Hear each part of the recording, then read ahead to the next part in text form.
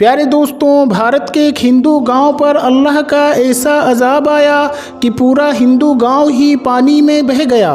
مکانات، انسان، مویشی، جانور سب پانی کی نظر ہو گئے۔ مگر ایسا کیوں ہوا؟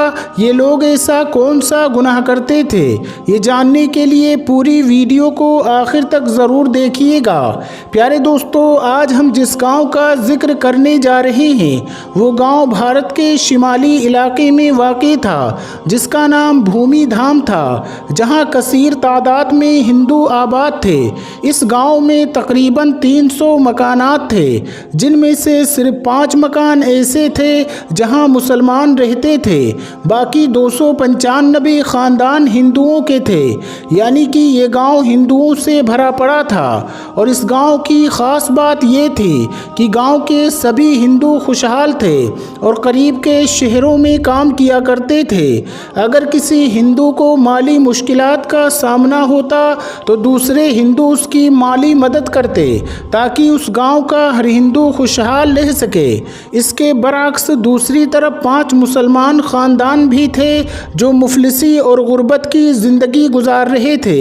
ہندو انہیں اپنی جنسی خواہشات کا نشانہ بھی بناتے تھے اور ان پر جھوٹے الزام بھی لگاتے تھے۔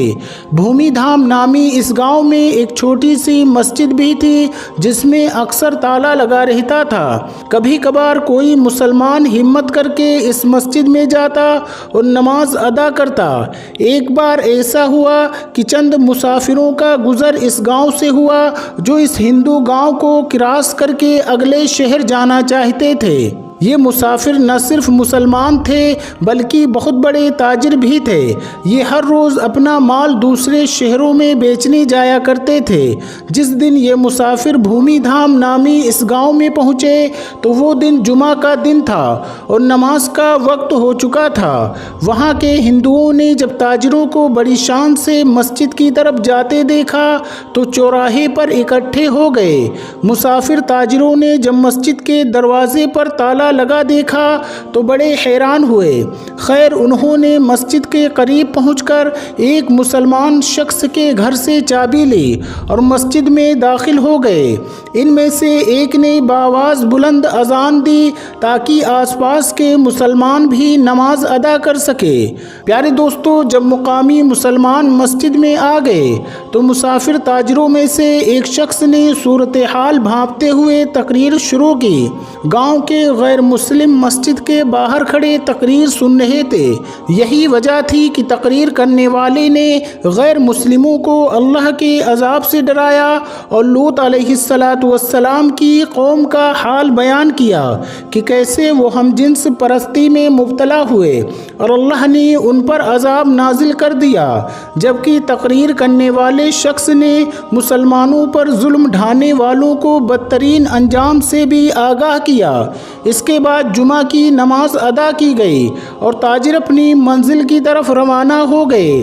دوسری طرف گاؤں کے غیر مسلم جنہوں نے تقریر سنی تھی، بجائے اس کے کہ مسلمانوں سے اچھا سلوک کرتے، ان میں ایسی خرابی پیدا ہوئی کہ جس کا کسی نے یقین نہیں کیا تھا۔ بھومی دھام نامی اس گاؤں کے غیر مسلم ہم جنس پرستی میں مبتلا ہو گئے۔ گاؤں کے پنڈت نے مسلمان تاجر کی تقریر سنی تو اس نے یہی کہنا شروع کر دیا کہ مسلمان جھوٹ بولتے ہیں، مرد کا مرد سے جنسی لطف حاصل کرنا یا عورت کا عورت سے جنسی لطف حاصل کرنا کوئی برائی نہیں ہے۔ ساتھ ہی ساتھ پنڈت نے گاؤں کے غیر مسلموں کو بھی یہ دعوت دی کہ تمام ہندو بھی اس گھنونے فعل کو اپنا لیں۔ اگر مسلمان سچے ہیں تو ہم بھی دیکھتے ہیں کہ کیسے ہم پر عذاب آتا ہے۔ اس کے بعد پورا غیر مسلم گاؤں پنڈت کی کہی ہوئی بات پر عمل کرنے لگا۔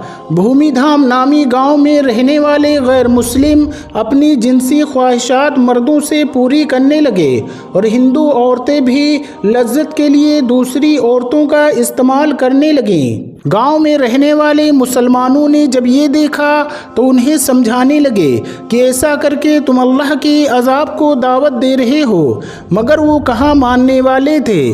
جب ان کے جنسی جرائم حد سے بڑھ گئے تو پانچوں مسلم گھرانوں نے اس گاؤں سے کوچ کرنے کا فیصلہ کر لیا۔ جس دن مسلمانوں نے گاؤں چھوڑا اس سے اگلی رات اللہ کا قہر نازل ہوا اور پورا گاؤں سیلاب کی لپیٹ میں آ گیا اور تمام غیر مسلم اپنے مکان اور بچوں سمیت پانی میں بہہ گئے، کیونکہ استغفر اللہ انہوں نے اللہ کے قہر کو دعوت دی تھی۔ پیارے دوستو، جب حضرت لوط علیہ السلام کی قوم نے جب ایسی ہی نافرمانی کی ان پر بھی سخت عذاب آیا۔ حضرت جابر بن عبداللہ رضی اللہ تعالیٰ عنہ سے روایت ہے کہ جناب رسالت آپ صلی اللہ علیہ وآلہ وسلم نے ارشاد فرمایا، سب سے زیادہ اندیشہ مجھے اپنی امت پر قوم لوط کے فعل کا ہے۔ حضرت عبداللہ بن عباس رضی اللہ تعالیٰ عنہ سے روایت ہے کہ جناب رسول کریم صلی اللہ علیہ وسلم نے ارشاد فرمایا، ملعون ہے وہ شخص جس نے قوم لوط کا کام کیا۔ حضرت عبداللہ بن عباس رضی اللہ تعالیٰ عنہ سے روایت ہے کہ جناب رسول کریم صلی اللہ علیہ وآلہ وسلم نے فرمایا، اللہ رب العزت نگاہ نہ فرمائے گا اس شخص کی طرف جس نے مرد یا عورت سے اغلام کیا۔ جب قوم لوط نے بدفعلی کی اور اس پر اڑے رہے تو اللہ رب العالمین نے ان کو عذاب سے ہلاک کر دیا۔ قوم لوط کا قصہ تفصیل کے ساتھ کتابوں میں تفصیل سے مل سکتا ہے۔ مختصر یہ کہ قوم لوط کی بستیاں نہایت زرخیر اور پھلوں سے بھرپور تھیں۔ جب ان کے اندر بدفعلی بڑھ گئی تو اللہ رب العالمین نے حضرت ابراہیم علیہ السلام کے بھتیجے حضرت لوط علیہ السلام کو اس قوم کی طرف نبی بنا کر بھیجا تو انہوں نے قوم کو اس برے کام سے روکنے کی کوشش کی اور اللہ رب العالمین کا تعارف بھی کرایا، مگر اس قوم کی سرکشی اتنی بڑھی وہ کہنے لگے کہ اگر سچے ہو تو ہم پر اللہ کا عذاب لے آؤ۔ اس وقت حضرت لوط علیہ السلام نے دعا کی کہ اے ہمارے پروردگار، فساد کرنے والے اس قوم پر میری مدد فرما۔ اللہ رب العالمین نے دعا قبول کی اور قوم پر 3 عذاب مسلط کر دیے گئے۔ سورہ الحجر کی آیت نمبر 83 اور 84 میں ذکر ہے، بس سورج نکلتے نکلتے انہیں ایک بڑے زور کی آواز میں پکڑ لیا، بالآخر ہم نے ان کو گوہر کے اوپر تلے کر دیا، ان لوگوں پر کنکر والے پتھر برسائے۔ اللہ رب العالمین نے قوم لوط کی بے حیائی کی وجہ سے ایسا عذاب دیا کہ کسی امت کو بھی وہ عذاب نہیں دیا گیا۔ اسی لیے حدیث پاک میں قلم ہے کہ جس کو بھی قوم لوط جیسا عمل کرتے پاؤ تو فاعل اور مفعول دونوں کو قتل کر دو۔ ایک روایت میں تو یہ فرمایا کہ جو شخص چوپائے سے بدفعلی کرے اس کو اور جانور کو دونوں کو قتل کر دو۔ پیارے دوستو، ابن ابی دنیا نے محمد بن مفکر رضی اللہ تعالیٰ عنہ سے روایت کی ہے کہ حضرت خالد بن ولید رضی اللہ تعالیٰ عنہ نے خلیفہ اول حضرت ابو بکر صدیق رضی اللہ تعالیٰ عنہ کو لکھا کہ عرب کے اطراف میں بعض لوگ ایسے پائے جاتے ہیں جو عورتوں کی طرح مردوں سے نکاح کرتے ہیں۔